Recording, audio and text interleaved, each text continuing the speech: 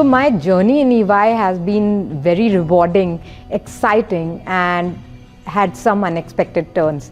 So I joined in Hyderabad, where I joined a team which was extremely self-motivated and driven, and that made the crux of my professional career. In few years, I shifted to Gurgaon and then to Mumbai due to personal reasons. At this time, when there were very less opportunities in these cities for me, EY placed the trust in me and my abilities and gave me a chance to explore and flourish in these regions. I have around 19 to 20 years of experience across domain, consulting and transactions. I have worked across various sectors like real estate, infrastructure, health sciences and economic development. Got to work across various cities in India and internationally. All in all, in current role, I have been collaborating with senior most government officials in India, and I take immense pride in the kind of work we have been able to do and the impact we have been able to create on thousands and hundreds of people across the country.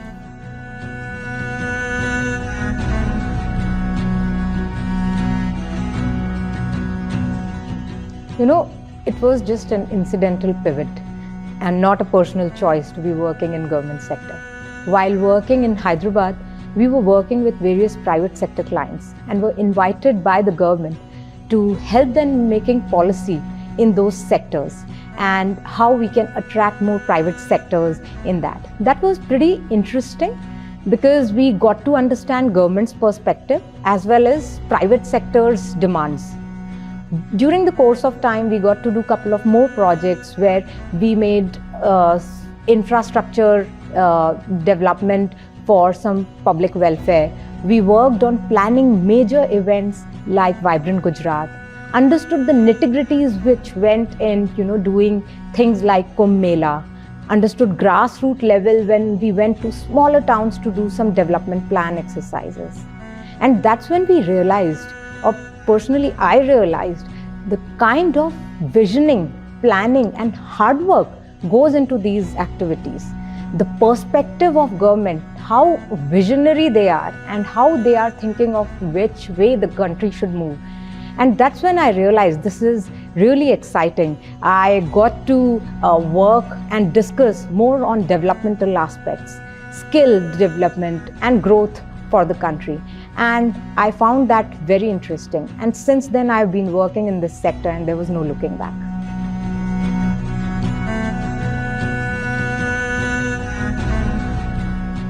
How to combat these situations which were arising. For us, the first challenge was, at that time, laborers were moving out of the city in Mumbai. So the first challenge came in that how to identify these laborers who had no water, no food, no money, how to find them and provide them those amenities. At the same time, we had to help the government in making the supply chain to identify from where we can procure these things and how we can supply them in safe and timely manner. So all this planning took a lot of time. At the same time, essential services had to be started. And for that, we made the protocols and the standard operating procedures which were required to restart these industries. So when all this was happening, while a lot of people were scared to come out of their homes, our teams in EY were actually on the ground supporting government organizations and working tirelessly to smoothen out all these operations. So it was a very unique and interesting experience, but I would like to say that the way EY had put in their heart and commitment to support the government in these trying times was commendable.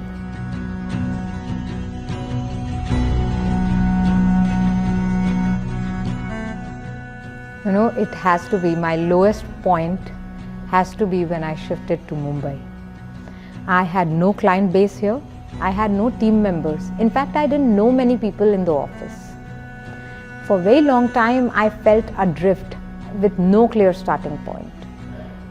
After some time, I gathered the courage and started proactively going out and meeting people, introducing myself. I actively sought help from local partners. And with that effort, I've got some small referral opportunities, which with my perseverance, I was able to make it big. But during this entire course of time, I realized a couple of things. Most importantly, the power of networking. And there is no shame in actively seeking for advice or support when you don't know where you are going.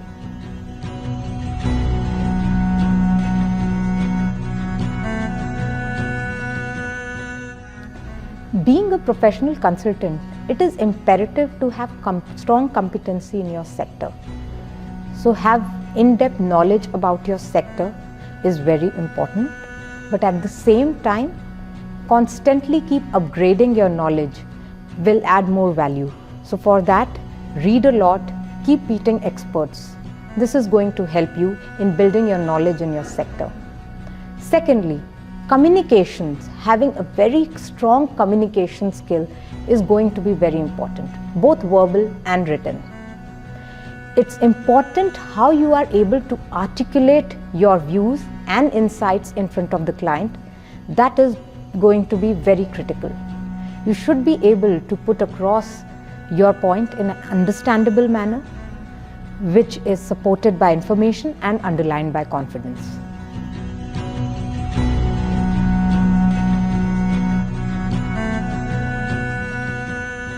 So having a well-balanced and diverse team is of paramount importance.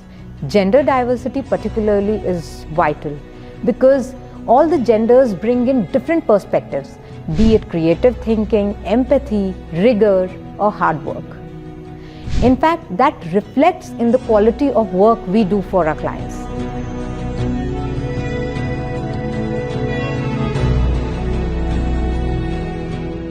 So I love reading and traveling. Reading is basically, it's my me time. And traveling is the time which is dedicated with my family to unwind. So every year I make sure that we travel to one location at least. So learning about different experiences, different culture, and answering inquisitive questions of my son are actually fun, and I enjoy that.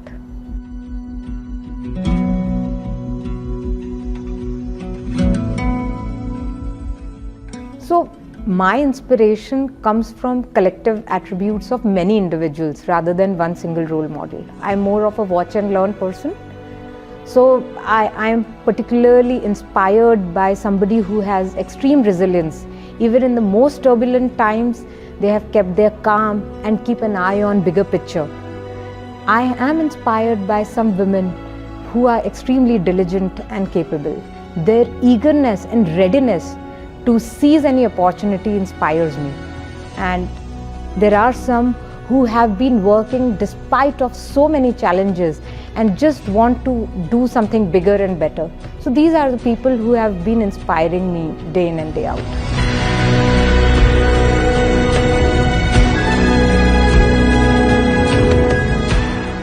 So I consider myself lucky to be working in the field where the work which we are doing impact community at large. The work which we are doing mostly behind the scenes with government is actually having some tangible results which you can see, and that serves as a primary source of motivation for me. Further, in last few years, I have got a chance to interact with multiple team members across the country. And what I saw was that they look up to their leaders. They want to learn from them and learn from their experiences. And that motivates me to do better.